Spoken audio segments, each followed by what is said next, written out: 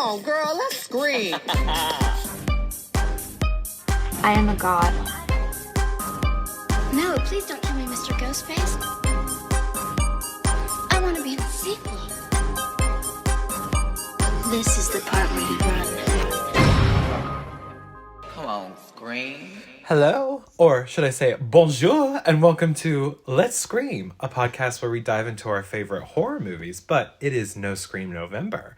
I'm Parker. And I'm Stevie. And today we're looking at 2006's Marie Antoinette, directed by Sofia Coppola. Join us as we journey to Versailles and learn all about, how do you say, eating cake? Gig? Girl, are you ready to scream? Oui. Let's scream. Oui, or let's not scream. Oh, no. No. No, Oui. that is not true. Oui. César Marguerite. This will be the end of the French accent. I swear. Okay, so we're doing Marie Antoinette for No Scream November. Okay. I picked this film. Yes. I picked this film because I love Sofia Coppola. She's my favorite director. Okay. And then I love Kirsten Dunst. She's my favorite actress. So, Ew, I love that. but this is not my favorite film of theirs together. That is The Virgin Suicides. But I didn't want to do that because I felt it's too bleak. And I didn't want to really do that right now. For No Scream November. For No Scream November. I mean, like, Yeah. I don't consider it a horror movie. So, like, Right. but I just didn't want to do it this year. I want to do something fun and girly and And that's what this amazing. is. This is yeah. a fun, girly film. I have watched it so much this year because I just watched it because it was like free on YouTube. And then Keaton wanted to watch it. And then I watched it again for this podcast. I've watched it like 3 times in like 2 months now.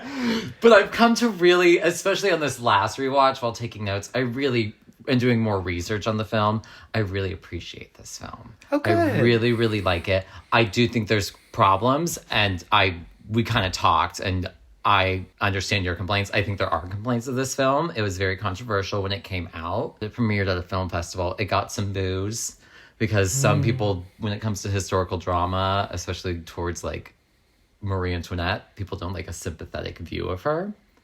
Yeah. And I get it. I get it. And but Sofia Coppola goes with a more sympathetic view of her and kind of focuses on the fact that she was 14 when she got married off. And then she became queen at 18. And she was left with like, I mean, the economy was already doing horrible in France before sparking the revolution. And like the bread crisis was the big thing. But that's not really focused on too much in this. It's more focused on her and just like her... It's like a character study. It's a character study, yes. It's very much just like, what was she going through? What was she experiencing? Not really... Because everything that kind of happens that's big is very kind of quick flashes. Yeah. It's just so focused on like her and her reacting. I think the first half of this film's the best part. And we'll get into that when we get into spoilers. Oh, I would absolutely agree. Because I think the film kind of... But I think there's reasoning, and I'll get into that when it happens, I guess more towards the end, because I just don't... I want to not be spoiler. I mean, as a historical drama, there's not really spoilers. I mean, spoiler. She got her head cut off. She got her head chopped off. Like, everyone, she was killed, if you don't know anything about Marie Antoinette. What I appreciate about this movie is there are moments that are actually very historically accurate. There's some parts where it's a little out of order in historical accuracy, but like... And there are some things where it's like, this is just an assumption. There's no proof of this in some cases. Okay. And I might be pointing those out throughout, but I also did watch like just some like history on Marie Antoinette, like her whole life. And so like knowing also what happens like after her. For me, when it comes to Marie Antoinette, I'm not too sympathetic of her because I know what happens. Like, this film ends not with her getting her head cut off. It should have. I was waiting for it. But we'll get into that when we get to spoilers. I think the soundtrack is really great. Yeah, I totally agree with that. Fun soundtrack. It uses a lot of new wave and new romantic songs from like the 80s. In the 90s to kind of give this depiction of how she is young. She was a teenager when a lot of this was going on in her life.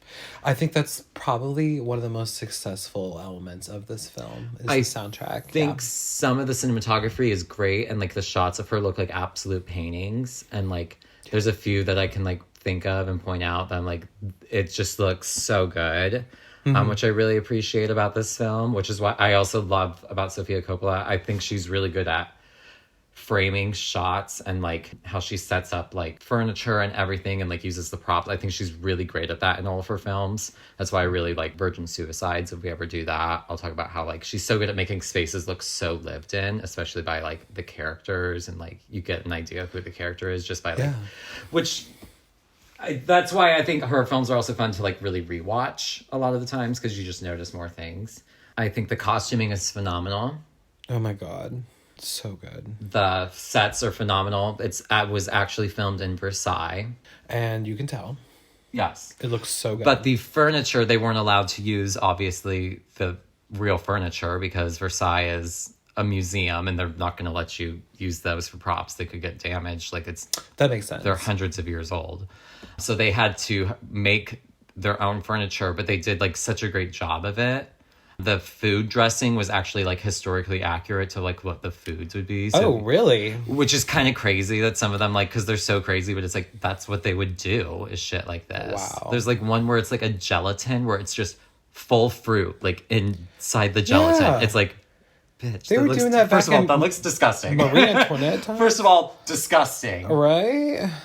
No, I never would have thought that. I thought that the food was like kind of a fantasy as well. No, and that's like because I was watching I have the DVD and it has a making of, and they were talking about that, how they had like food experts come in, because since they were actually filming in France, they could have people come in and make like actual food that would have been made at that time. That's so cool.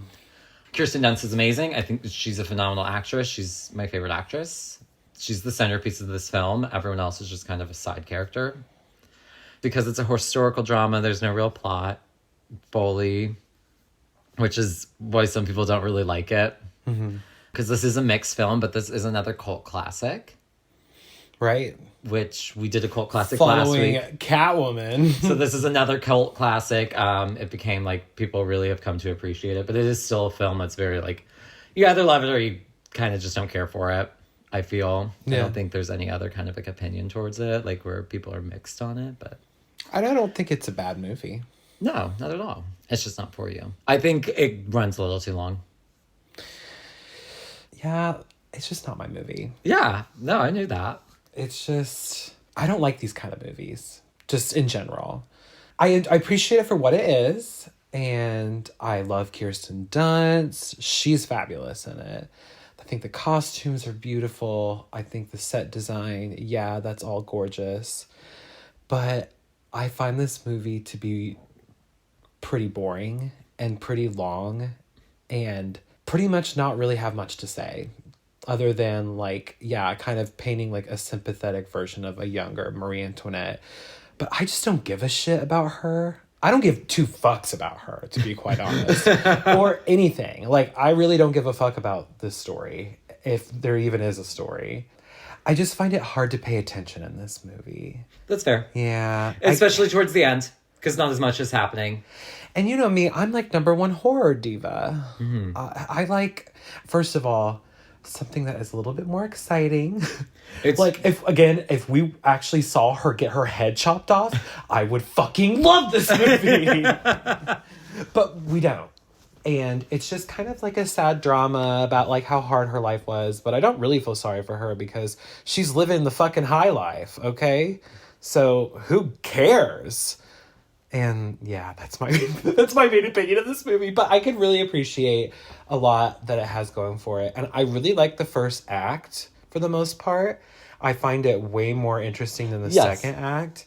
And it just really loses me by the end of it. It just goes on a little too long. And I'll get into, like, there are moments where I'm like, okay, wait. They could have made it way more exciting because her life was exciting. I mean, like, regardless of if you give a shit about her or not, she had a really crazy, tragic, like, she was doomed. Like, this bitch was gonna get her head cut off either way. Like, it wasn't for lack of trying for the most part. I mean, she said some stupid, tone-deaf things.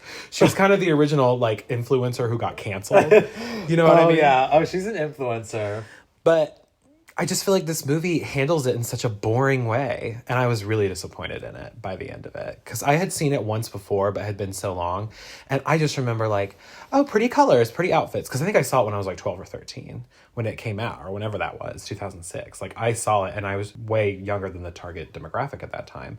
But it just does not hold up. Like, this rewatch, I understood why this movie has like mixed feelings about it. Because it is very beautifully shot, but just not much there. So it's a toss-up for me. Yeah. Yep, toss-up for sure. But you know what I loved about it for this podcast? Is that you're doing the outline and you're leading it. And I just got to kick back. I didn't take notes. I didn't have to pause this thing. I even scrolled on Twitter during some of the boring parts. And I didn't give a fuck, bitch. Wow. I didn't give a fuck, okay? So, hell yeah, no Scream November. I love it. All right. But, yeah, I'd say that's my overall feelings. But, like, we'll kind of get into, like, little bits and pieces as it goes. So I'm ready to jump into Marie Antoinette. the story. Is it a story? I don't know. It's vibes. It's vibes for sure. But So let's get into Marie Antoinette. If you don't want any spoilers about this historical person who got her head chopped off.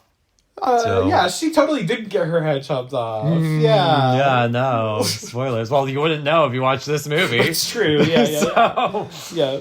All right. The film opens with Natural's Not In It playing by Gang of Four, which I feel kind of sets the mood of the movie because it's just kind of one of those. You're kind of like, oh, this is going to be quirky. Yeah.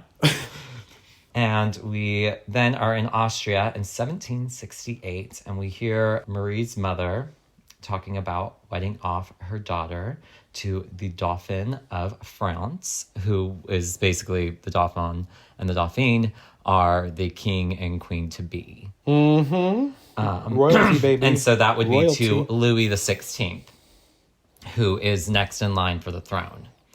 Marie is Austrian. Her mother is the emperor or empress of Austria, the Austrian Empire. I love her mother. She's one of my favorite parts of the film. She is a hard ass, and she was historically in real life a hard ass.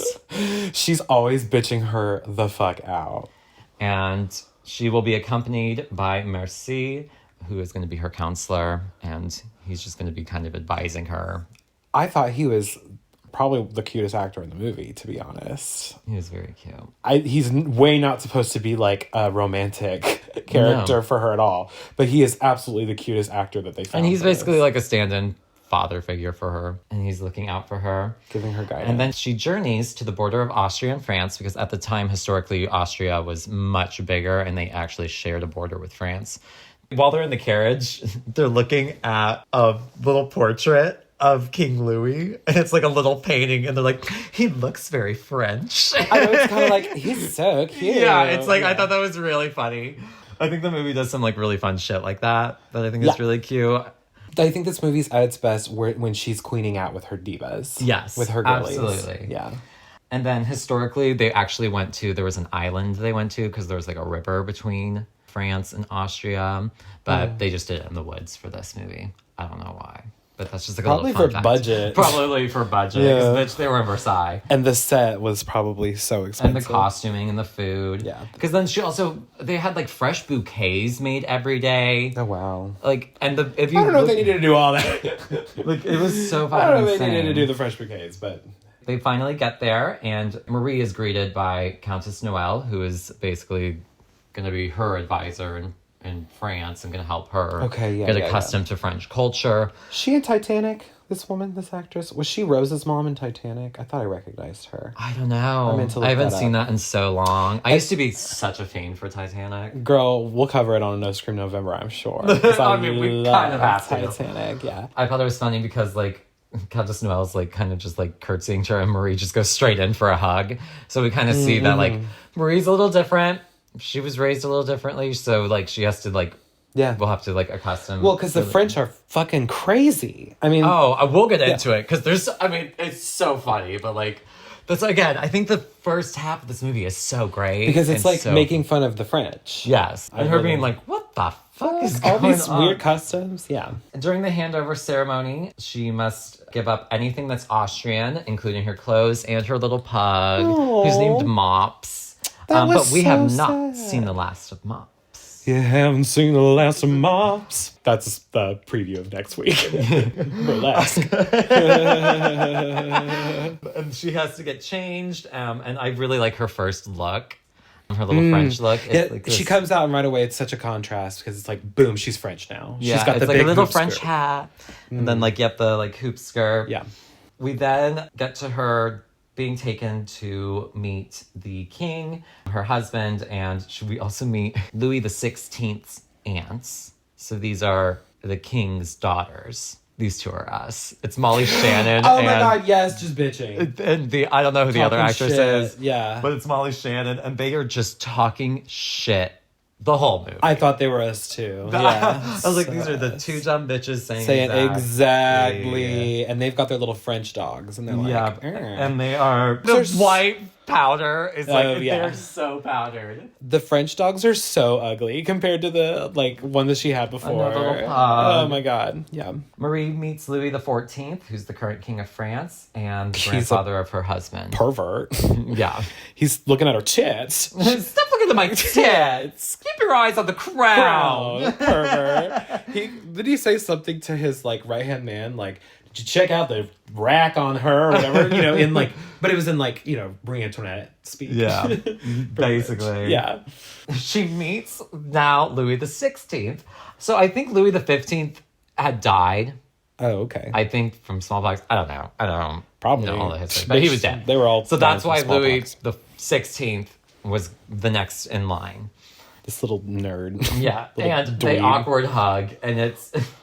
He's so not cute. He's so shorter than her. Oh, it's so He looks like a little boy, We then go and we get our very first shot of Versailles, where it's like we see the big like pond, Cool pond thing, yeah. and then we just see Versailles on the hill, and so it's amazing. It's Stunning. gorgeous. The interior is amazing. It's Oh my god. beautiful. And we also see that she's found a secret passage, which will come into play later.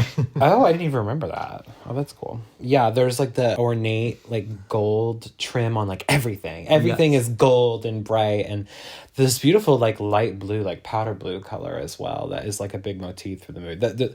The colors blue and pink, I think, are a big color story here, and we can kind of go through that as we go, but I just kind of noticed that little subtlety there. But yeah, everything's like just blue and gold and just classy. The French were fucking classy. Oh, yeah. And she's just kind of trying to make herself at home. And then we get to her wedding scene. I don't like the wedding dress because it's... we have her wedding dress. Like, it's archived. Like, it's in a museum, I'm pretty sure. And it's gorgeous. And they did not reference it correctly at all. And the hoop skirt is not right. Like, it's so low on her. Or the, like, peignets. It's not the hoop skirt. It's the ones where it's just the side. And I was very disappointed. It's the only look in this whole movie that I do not like. Do you think most of the costume design is like accurate to the period, or do you think they took like? Because I was wondering if they modernized some shit. No, it was historically. A lot of it was historically accurate. See, because I don't know. I'm not. You have like the fashion background that I don't have, but I just felt like a lot of the costumes in this movie, although they were very beautiful and I loved them, great costumes, they almost seemed like toned down from what I remember, like looking at art from like French fashion at the time. You know what I mean? Like, yeah. I almost felt like she was trying to modernize certain aspects of the costume to make her feel more relatable. But maybe she didn't. Maybe she was going for like more accuracy. I know they had historians. Right. Yeah, which they'll usually do on a period piece. But like, I feel like this movie was trying to like merge the two worlds together. Like both the music and the costumes was like a merging of modern and Marie Antoinette era. Yeah. France, whatever the fuck era that was. Michelle would call it Marie Antoinette. Exactly. Michelle Visage, yeah. But it's called Rococo. But they signed it to be official, and then they have their first dance, which is really awkward. I will say I loved the little touch of her splattering the ink by accident Yes. on her signature. Well, I think that was also, if you notice, her handwriting's very messy. Yeah. Marie Antoinette, like, was kind of, apparently she couldn't really write. Oh, yeah. I mean, like, literacy was so not even, like... And she was, like, one of the least literate, because, like, by the time she was around, the parents just didn't give a shit. I mean, like, even though they were king and queen, they just didn't care what they were going to do with her. They were just going to marry her off, so it didn't really matter. She has such a, like, wah-wah kind of life. Yeah. Like, Marie Antoinette, I feel like I would not vibe with her. You know what I mean? Like, her and I would not get along. There's a huge fireworks show that celebrates, and Marie and Louis are then taken to bed, and they are blessed before they can consummate their marriage. Yeah, and it's so fucking weird. They don't, because historically, it took them 7 years to have a child. Yeah, that was just, like, the main, like, I feel like, storyline of the movie. And that becomes the big issue It's of like the the film. climax, yeah. And so... Well, it's so weird. I love the way that they paint it of how awkward it is. Like, there's literally, like, keep 20 in mind, people historically, in the they room. were 14 and 15. 14, 15 years old, and they're in this big bed, and they've got 14 or 15 other people, including the dad, including a priest, all, like, staring at them like, okay, you two fuck now. we'll be chilling.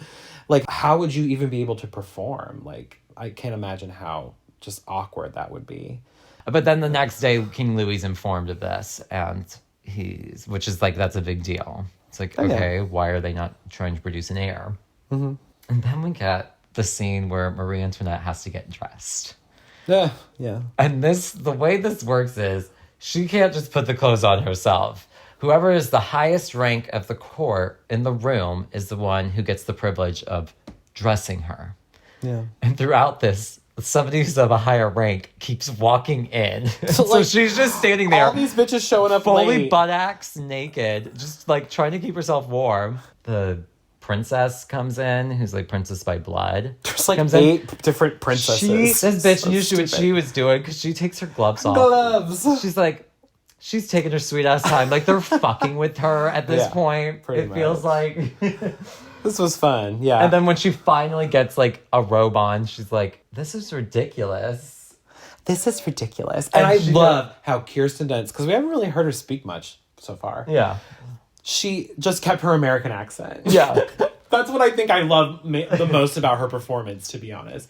Because, you know, Kirsten Dunst kind of talks like she's this. Austrian, so she can have that accent. Because nobody knows what an Austrian accent is. And and everybody who's French in this movie has a British accent. It's very like Belle in Beauty and the Beast, like that vibe. Countess Noelle says, "This, madame, is Versailles." Versailles. Oui, oui, poo-poo. Oui, oui, boo-boo. Then we get a scene in which they're eating like breakfast or whatever, Marie and Louis, and she's asking him about locks, because he apparently likes to be he was a locksmith. That's all he fucking wants to talk about is locks. And she's like, and do you enjoy this? And he's like, obviously. And it's just like, they're just awkward as could be. Like, he sucks. She literally got this little like man-child nerd dweeb guy to like that she had to marry. Like, I fucking feel sorry for her during this part because he doesn't want to talk to her. He seems gay. Which was a rumor about King Louis of why he wouldn't perform. There was a lot of he's a rumors. Big gay beau. We then at a dinner scene meet Madame du Barry, who is the king's mistress. My favorite character. Do you mean my favorite character? Nobody likes her. And she doesn't give a fuck, bitch. She at one point like one of the waiters like touches her or pushes her, and she's like, nobody treats me like a lady, and then she burps and she goes, pardon. She was the character I related to the most, and she's not liked because, and she's a real character, she's a real human being. She was not well liked because the king did buy her a seat in the court, basically. Yeah, it was like paid he for. Bought her title so that it wouldn't look trashy of him to have like it's a like, mistress. She's your fucking whore. But first of all, she's hot, and second of all, she has the best fashion in the movie. Straight up, she's way more stylish, and they're all like reading her. They're like, "Oh, is she wearing enough jewelry?" Bitch, she was giving me drama. Okay. But I like when Marie asks Countess Noelle, she's like, "Who is that woman with the queen?" And she goes, "She is here to bring the king pleasure." And Marie just goes, "Oh, Oh, okay. oh." Yeah, it's very like, this food is so fucking good, Lois. Oh, okay, wow. Throughout the film, Marie's reputation is kind of rocky. People don't really know if they trust her. Oh, they're all talking shit. They're talking shit. They're talking about how somebody mentions how she adopted a peasant boy, which was true. She adopted like a homeless child. And not only is... Sorry, I'm so sorry to interrupt you. No, you're okay. Not only are the people who like she doesn't really fuck with talking shit, all people in her court are fucking talking shit too. Yeah. They're all fake as fuck to her. Yeah. That shit is so funny. Yeah. Like Molly Shannon. And I think that was the thing to kind of show of like... how fucking rude and snobby the French are. How they rude because she was Austrian. Like they hated her for it. Yeah, girl. And they didn't trust her. But like that was a lot of that was historically true. They like people didn't trust her and were kind of talking shit about her in Versailles. They think she's like a spy. But the public actually really liked her at first. Like the general public really liked her. They thought she was very beautiful. And we also hear people talking about her beauty throughout. Because she was historically like very beautiful, but she did adopt like a homeless child, but she basically just funded the child's life. Like he didn't live in Versailles or anything. She just gave the kid a home. We'll also get into another thing that she did because DuBarry, I know you say she's your favorite character. I don't know if you'll like her after a certain thing I bring up. Ooh, okay. That's not depicted in the film, but kind of is. Her reputation's rocky, and Mercy warns Marie that her marriage could be annulled if it's not consummated soon. This is the first letter she gets from her mom, who's like... This is when her mom's like... Marie, you better fuck your husband. Because she's basically saying, like, you can't be, like, a disappointment. Like, you have to do this. You have to think about... And her sister is, like, getting on with her betrothed, like, way better than she is, right? And, so she's like, oh, fuck. So she's constantly being compared to, like, her sister, and... They're also warning that it would be terrible because now the king's younger brother has been married. And if he has a child, like that could be problematic. It would look so embarrassing. Like you have to have a child. Yeah. Which is like, again, keep in mind, she's like 14, 15 at this point. She's 14 and it's not without trying. She's putting the moves on him. Yeah. And he's just not reading the signs. Weird. And her mom's also putting all the pressure of both the French and Austrian alliance on her, which is like, so she's getting so much pressure from just every single person. Well, because isn't that like the main reason why they're fucking all doing all this shit? Yeah, to, like, that's all marriage was back then, right? For like them. Marie tries to inspire. That's the word I use because that's what they kept using in the film. They're like, try to inspire. Turn him on, Louis. Yeah. This is funny. She like touches him with her legs, like, and he's like, "Oh, are those your legs? They're like icicles." And I was like, gay-bo. And then we start to see that DuBarry starts to have an issue with Marie. And this is because DuBarry is not allowed to have a conversation with Marie unless Marie initiates it. That is how the rule of the court works. It's, again, another stupid thing about Versailles. And I thought this was kind of rude of Marie to not, like girl, I'd be so... Here's the thing. I'd be so good at some of this shit. You mean to compliment a bitch? Cool, I can do that. I can compliment... I can queen out with this diva. Yeah. I like your shoes. That's all she had to say. I like your hair. See, this... And I don't really like Marie. I like your smile. Marie, to me, even though Kirsten Dunst plays her so charismatically, and, you know, you do feel the sympathy. There's some things where it's like, girl, be up. She seems like a kind of a stuck-up bitch, and she seems like she's kind of giving into the prudeness The problem of her environment. with it is because it's adult, like 20-year-old Kristen Dunst playing it, but it's like, when you keep in mind, like, she's 14, 15, and these people around her who are around her more are saying, like, oh, we don't like her. We don't like her. We don't talk to her. I guess. Because she was getting, that's the thing, she's getting influenced by these older women. Who, like the aunts. Molly like, Shannon. Like, they're older women, and they're just like, I mean, they're kind of like, she's being groomed this whole fucking time. Like, if you think about it, like, to be like, this is how you're supposed to be. This is how you're supposed to act. This is what you do. This is how you behave. I guess that's true. Like, when you look at it from a perspective. But I think it's hard because it's Kirsten she looks when she's 30 years old. But she doesn't age throughout the film. No, yeah, exactly. So that's kind of this whole movie kind of feels like it takes place within like 2 years or something. That's the thing, and and that's the problem I have with the film is there's no understanding of time. No, because there's a moment where DuBarry like walks up to them, and Marie does not say anything. Like they all kind of ignore her, so DuBarry gets pissed, walks off, and so you notice there's a little black boy following her. And he trips on her, like, train, and she gets mad at him.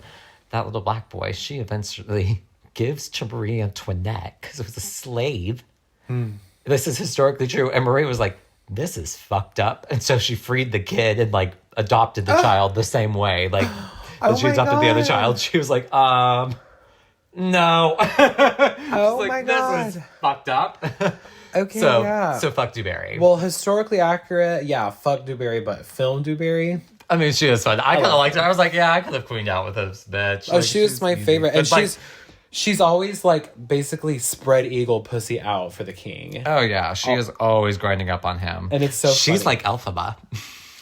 And he was Danny Zuko. We will talk about that eventually. That'll we be will. moments of clarity for this month. Yes. Stay tuned. Then we get some scenes of just like Marie and Louis hanging out with their friends, and their friends are like talking about how like they're always having sex and shit. Louis playing this like kind of game where it's like a pachinko game, I guess.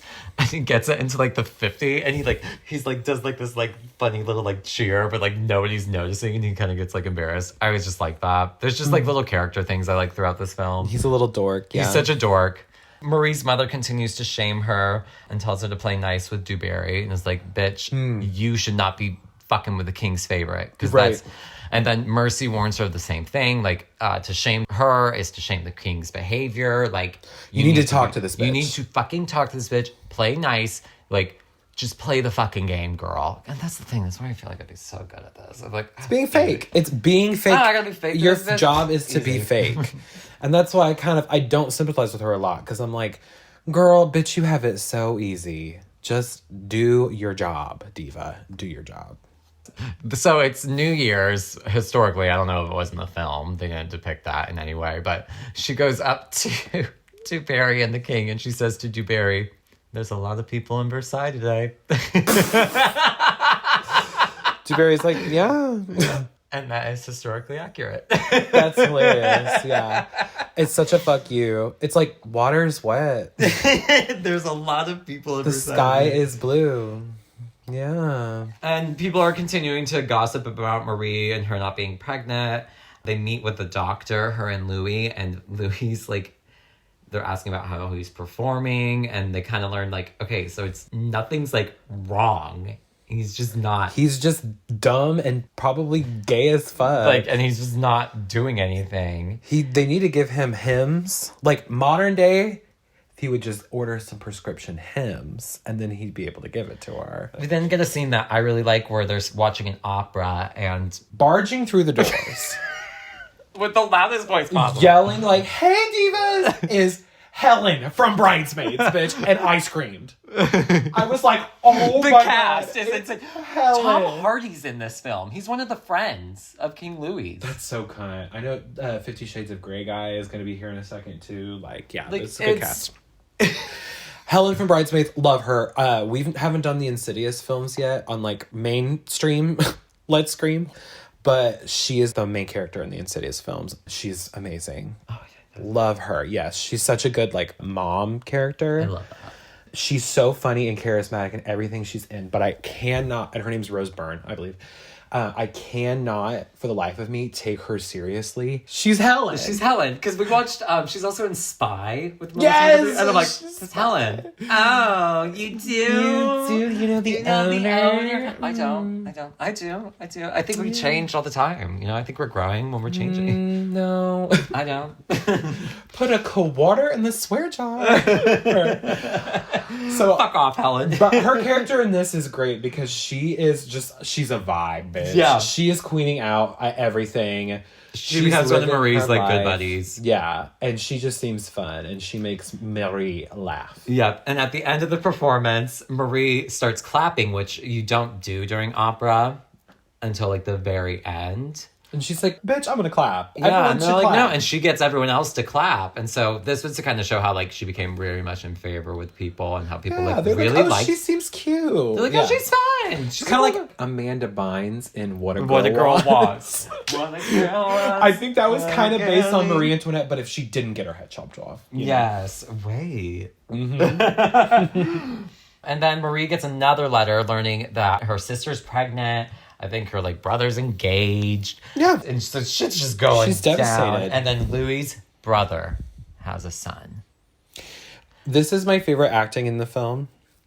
She's running and she's, holding it together and she's all excited and oh my gosh, but let me just, go. And somebody yells at her, like, when are you going to give us an air? She's trying to keep it together, but then when she gets finally to herself and she closes the door. Oh, she just breaks down. She has such an amazing breakdown. She's so good. Kirsten Dunst, oh my God. Like, this is the scene in the movie, because I feel like this movie doesn't, which is crazy because this character doesn't really show much of a range from her compared to a lot of her other roles.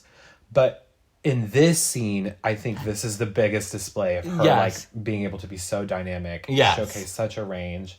And this is like the heart of the movie, I feel like. Yes. Which is crazy that the movie kind of goes where it goes. Because I feel like this to me is like the climax of the movie. Not necessarily the climax, but like this is the emotional core. This scene right here.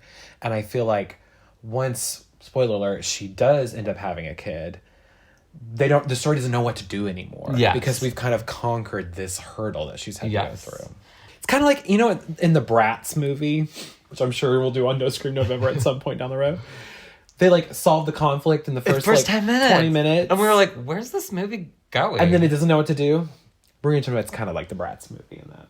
We then get the iconic I Want Candy retail therapy scene.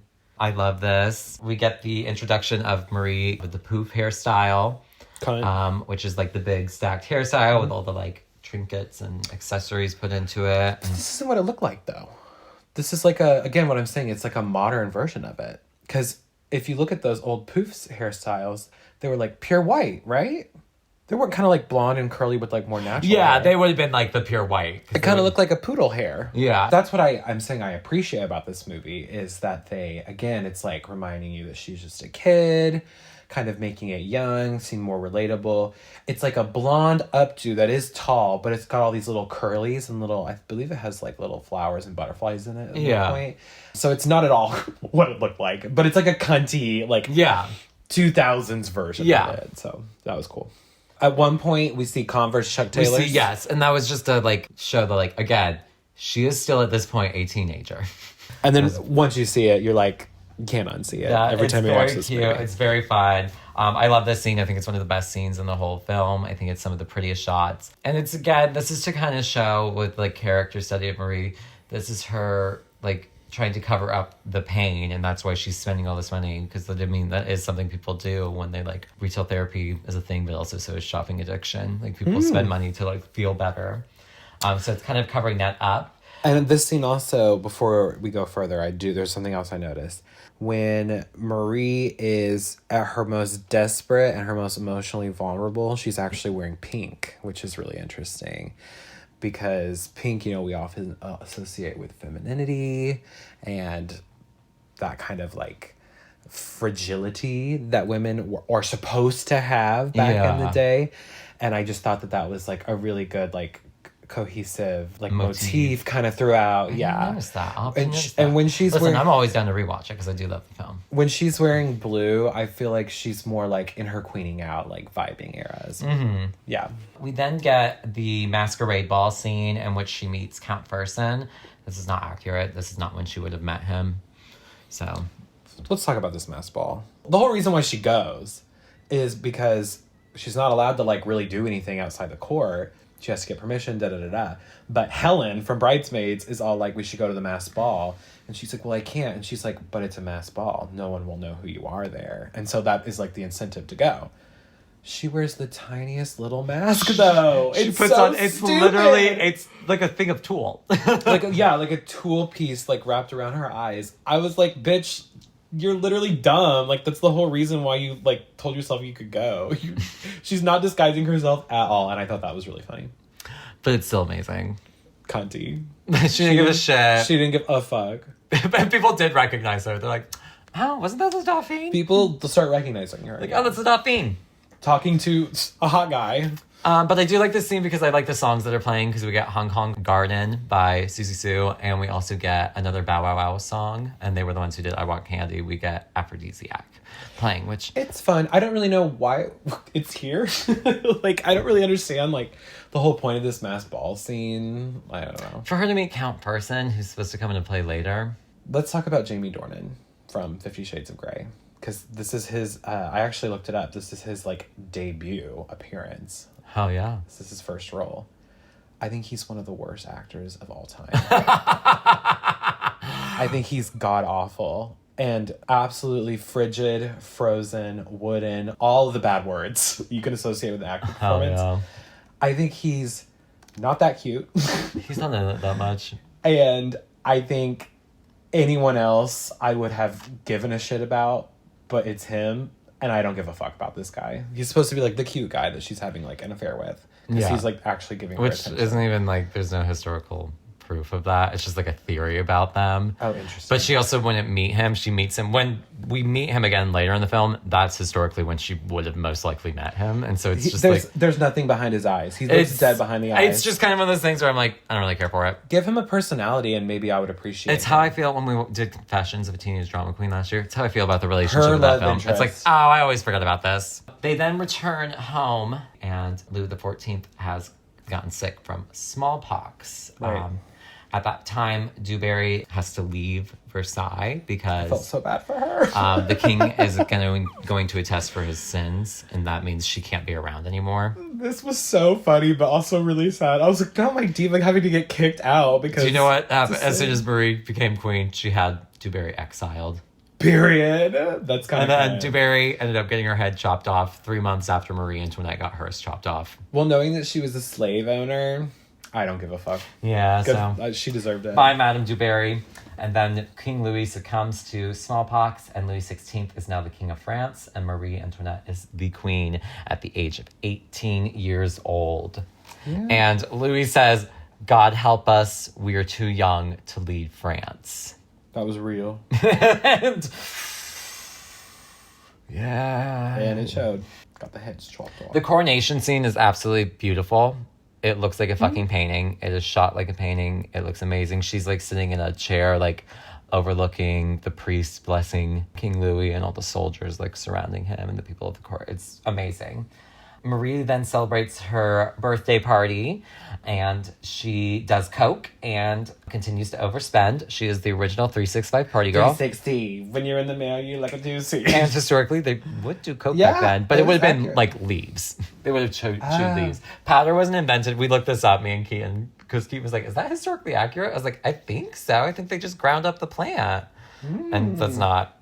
They would just chew on the leaves. But still, I think it's funny that Oh, it's so funny. they showed how she was a They 365 get party girl. coked up, yeah. And Helen's doing coke, and they're all doing blow. Like, it's fun. Yeah, she had a really big like gambling addiction, Marie, and we see that throughout the film. Yeah. The overspending. She gets chastised for it. Like Mercy starts to tell her, like, girl, you're overspending. You need to calm down a little bit. But yeah, girl, it's like, where's the budget? It's like when Paris Hilton is like, oh, it's not in the budget? Well, you need to increase it. That's kind of how she was. There's also a scene where she's like in the bathtub with a dress on, and I'm like, bitch, I'm washing me and my clothes. I'm washing me and my clothes. Marie's older brother comes to visit, and he has a conversation with Louis. And they're by an elephant. And Yeah. I just love elephants. I'm like They're Cher. always smiling. Yeah, Cher loves elephants. Yeah, and so this did actually happen historically, but the way the film goes about it is just like, oh, it's not right place, right time kind of thing. But what was really going on is he had entered Marie fully erect, sat there for 2 minutes, didn't like thrust or anything, and then pulled out and went to sleep still fully erect. Like he didn't know how to have sex.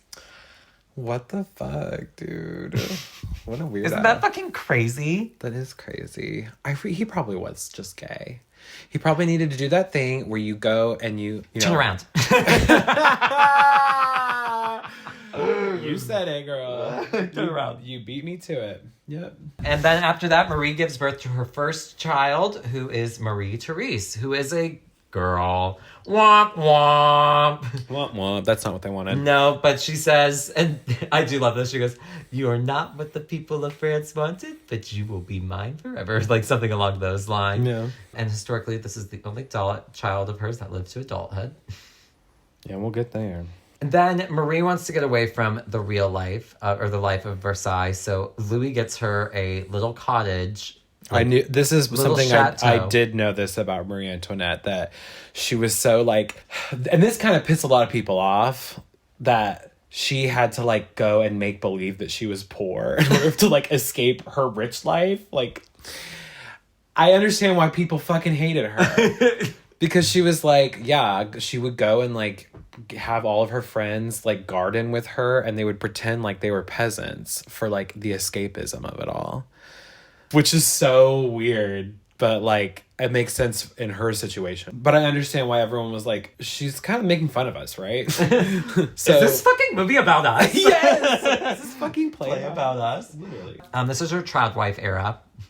Definitely. Like, it's her trad wife era. She lowers her cost of living, but she like had to have this house built. And also historically, she hired a peasant family to upkeep the land. So it's like, bitch, you weren't even doing it. She sucked. A song I do want to point out, but this is the first of many, because now we're in the second half of this film where I think it dips down. But there's a song that plays by the Aphex Twin that I really like, and it's April 14th. But this is a scene of her like walking up the stairs back to Versailles. So I guess this is her going back to it all. Mm-hmm. And then she's hanging out with Louis and stuff, and she asks to be excused. And then she walks again. We get a whole nother scene of her walking while music's playing. And then she goes to her old bedroom and lays on the bed and poses while thinking about Fersen. All of a sudden, okay. And then Marie begins to fall out of favor with the people, and the rumors start to spread all about her, including the let them eat cake moment. Yes.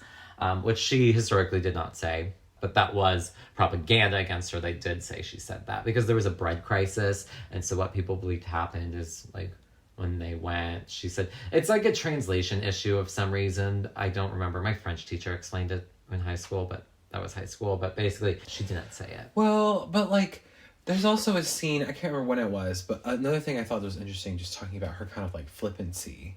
When Mercy is kind of coaching her at one point, he's telling her like a debrief about the conflict that's going on, and that there's like a civil war breaking out, and like, so like this all depends on her to like, you know, appease the alliance. She doesn't give a fuck. She's not even listening to him. She's like, what sleeves do you like? Do you like puffy sleeves or regular sleeves? Yeah. And he's like, you're not even listening to me. And this is another reason why I don't like her, and why I understand like why she's such a controversial figure. And also a little bit why I don't know how the movie wants to feel about her kind of from this point on. Yeah. Because she's kind of a shithead, you know what I mean? Mm-hmm. She doesn't give a fuck. I mean, I'm not sympathetic towards Marie Antoinette at all. Like, I love this movie, but I've never left this being like, oh, wow, that's so sad. Well, that's why the movie doesn't work for me. Because you're supposed to... you don't have to be like so sympathetic, but you have to at least care about her. And I stopped caring for her at this point because she's so unlikable. Not even Kirsten Dunst can save it with her amazing performance. Yeah, and Marie's mother passes away, which is sad, but who cares? Who cares? And Marie finally gives birth to her son, who will be the future king of France. So yeah, this is when she finally has a son, which was like the whole goal of this entire movie. Yeah. There's still so much of this movie left at this point. Oh, this ending. Such a dragger. Marie continues to fall out of favor with the people of France, including the people of Versailles. People are just starting to turn on her and not really like, they just don't trust her anymore. And same. Marie also gives birth to another child who then passes away as an infant. So this is the historical little inaccuracies here. So Marie had 4 children in total. The first son died at a young age. She then gave birth to a third child who was a son. He lived longer than she did, but not much longer. He still died young. And then she had a 4th child who was a daughter who was the infant that passed away. But they combine 2 of them. Kind of weird, right? Like, it's weird. They just kind of get rid of one. I don't like when they do that in like biopics or like stories that are based off real truth. Especially because I feel do you remember? Because I feel like if they went more with the relationship with the son for a bit, and then we lose that first king, I think that would have been a really great direction. But it was weird that she would have been like character growth for her because she really needs it. Yeah. Do you remember in Mommy Dearest? There's those 2 twins that Joan Crawford also had, and they're not even in the fucking movie. No. This is that reminded me of this. And the way that they presented it, it's like you're seeing paintings of, because she always gets, you know, portraits done of her and her family. And you see that there's like, it cycles through. And at one point, you see that like one of the kids has died. Yeah. But it's really confusing, and it took me like a while to process that that's what had happened, because we never really saw that kid. Yeah. So it was we just kind see of him in the painting. jarring. Yeah, I just thought we should have seen him more, for sure. We then get another scene of her just walking. Oh my God. The revolution begins to very much escalate, and many of Marie's friends are advised to leave Versailles. They even recommend Marie leave Versailles with the children, but she refuses to. An angry mob arrives in Versailles, and while Marie is sleeping, somebody comes into the room and says, like, God save the queen, they've come to kill her. Yeah. And so she takes that secret passage that we saw at the beginning of the film. They grab the children, and they're kind of just bunkering down within Versailles.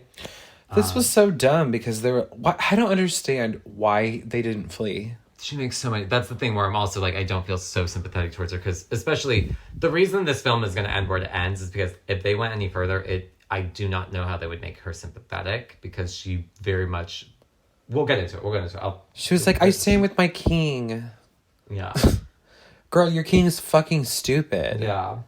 Just flee. Marie approaches the mob from her balcony, but does not say anything. She just kind of bows to them. That was weird. That would piss me off if I were them. Yeah.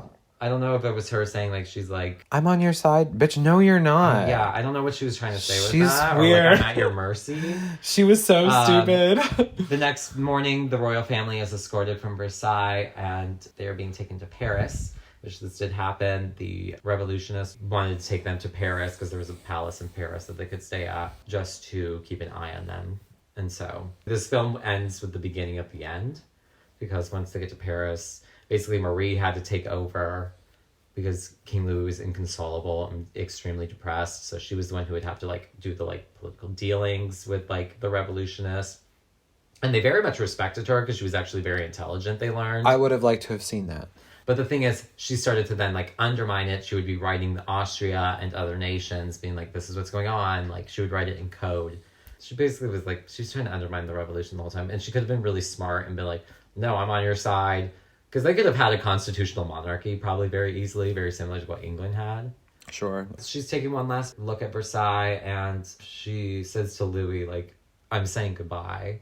And I think he didn't realize, it kind of hits him, like, oh shit, we're not coming back. He's like, so dumb. She's so much more realistic, and Yeah. I think that's kind of like the final thing you get from that relationship is like, she was the one who was the most realistic in all of this, and like... Sure, yeah. But we get one last shot of like her bedroom ransacked, and then the film ends.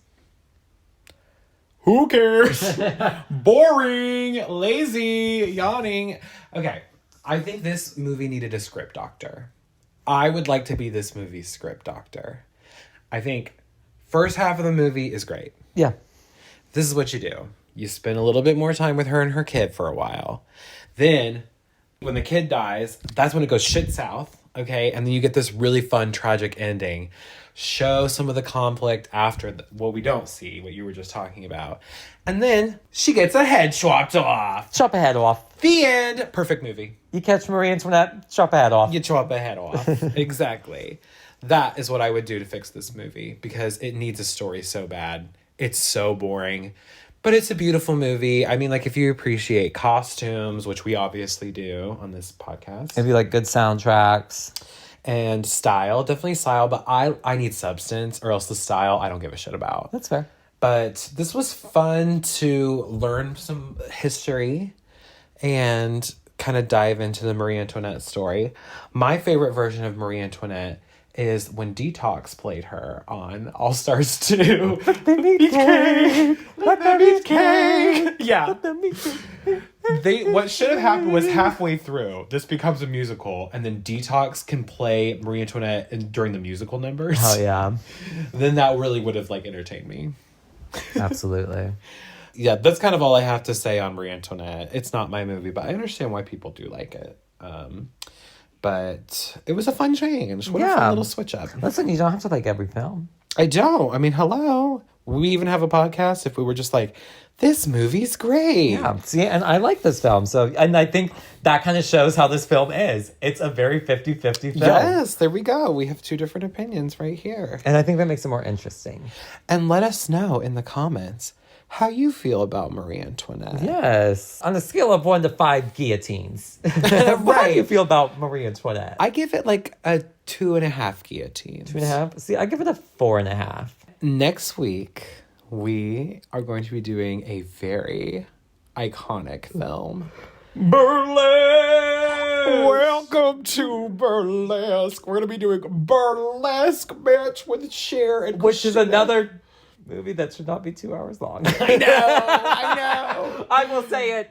Because every time I watch it, I'm like, okay. Wrap it up.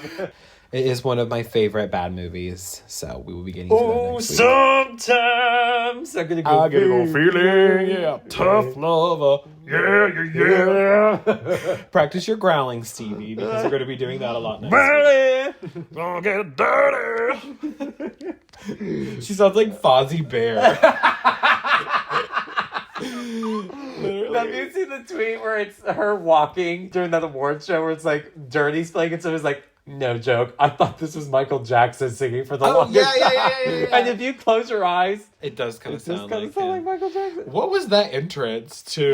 That was the longest entrance. And she's wearing this world's tiniest skirt. Titties out, yeah. And she's wearing the fucking hottie, like, bathing suit The top. bandeau top.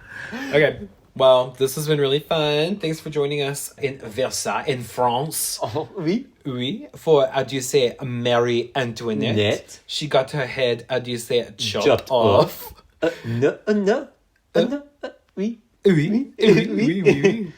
Please remember to follow the pod, like the pod, and leave a glowing review of the pod, of course. Tell us what you feel about Marie Antoinette in the comments. We are at Let's Scream Pod on all socials. And you can also send us movie requests for future episodes. You can follow me at Parker_Will_C on Instagram. And you can follow me at Stevie Nash 95 on Instagram. And until next time, this has been Let's Scream. Bye.